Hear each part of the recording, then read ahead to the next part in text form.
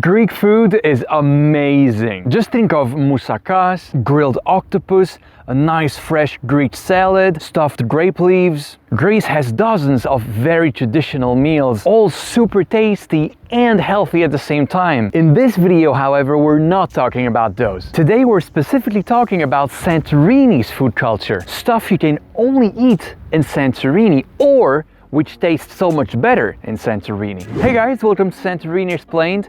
My name is Sebastian, I'm a tour guide here in Santorini, and today we're talking about what you should be eating in Santorini.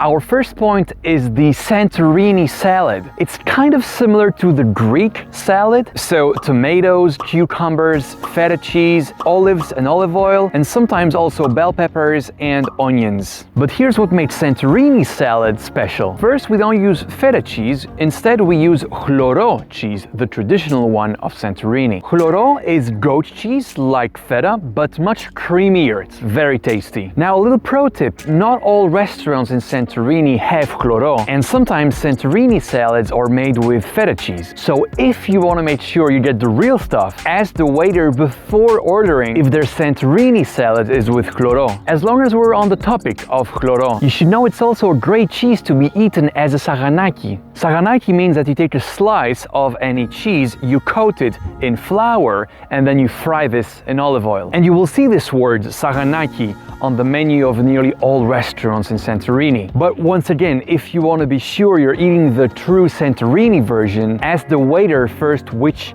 cheese they use for their Saganaki. Hloro is the only real Santorini cheese. Alright, let's go back to our Santorini salad. The second difference with the generic Greek salad is that we also put capers. A lot of capers. Caper plants grow wild everywhere in Santorini. The irony is that outside of Santorini, capers are usually for more gourmet meals, as they're quite expensive. But here in Santorini, you will find capers in many different meals, because we can get them anywhere on the island. And talking about capers, Santorini is one of the only places I know where we also eat caper leaves. They taste like capers, but slightly more subtle. So if you see this in your Santorini salad, don't leave these poor leaves on the side of your plate. They're caper leaves and they're edible. The last difference between the Greek salad and the Santorini salad, or the olives. Santorini olives are much smaller than normal olives. That's because it nearly never rains in Santorini, so trees hardly get any water at all. So if you see some big fat olives on your plate, it means these are imported olives. Is that a bad thing?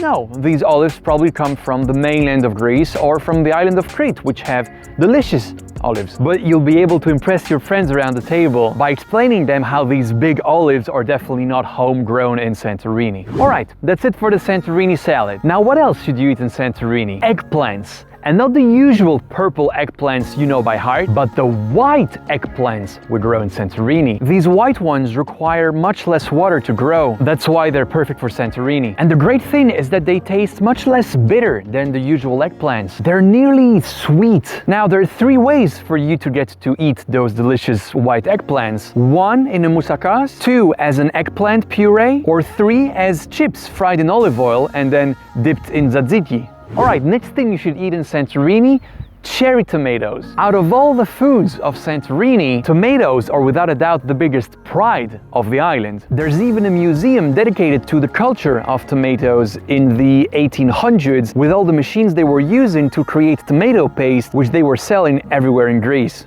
Once again, due to the lack of rain, you will only find cherry tomatoes here, as a full-grown tomato would require way too much water. And take it from me, I'm not a tomato guy, but those cherry tomatoes, oh my god, I can eat them like grapes. They're so sweet. So how can you get to eat those? Well, first of all, you should come at the right time of the year, which is from early July till early September. And this is also the case, by the way, for those white eggplants I just mentioned. Now, many dishes in restaurants will be served with some sliced tomatoes on the side, so that's definitely one way to eat them. Another way, however, is tomato fritters. Now, these are very traditional to Santorini, and if you have an opportunity to try them, definitely go for it. You should be able to find these tomato fritters in nearly all restaurants in Santorini all year round, so even if you come too early or too late for the tomato season, you'll still be able to order these tomato fritters. They will just be made with imported cherry tomatoes, not a huge deal. Oh, and make sure you get some tzatziki to dip your tomato fritters in. That's how all Greeks do it. Another way to try these Santorini cherry tomatoes is when they're sun-dried and salted.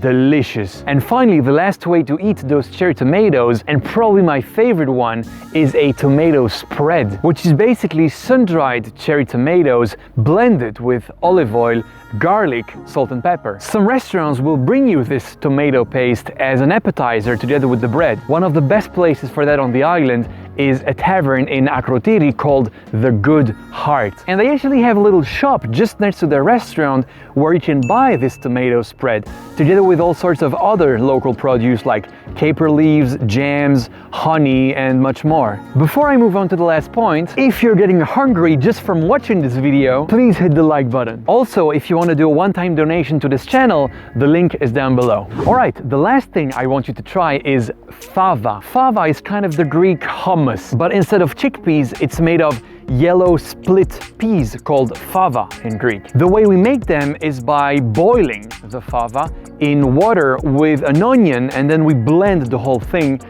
to make it a puree. It's usually served topped with some olive oil, raw onions, and you guessed it, capers. Now, fava is eaten all over Greece. However, the fava that grows here in Santorini has a PDO, a protected designation of origin, because the volcanic soil of Santorini gives it a much stronger taste. So if you've ever tried fava anywhere else in Greece and you didn't like it, well, you really should give it another shot when you're here, because I'm telling you, it's not the same stuff. Alright, one question I get asked a lot on Instagram is how many days should I stay in Santorini, and if I come for only, let's say, 2 or 3 days, what are the must-do activities I should do? Well, the answer to that is in this video. And over here, if the video is ready, it's about my favorite restaurants with the famous caldera view. So if you don't see anything here, well, it means I'm still working on it.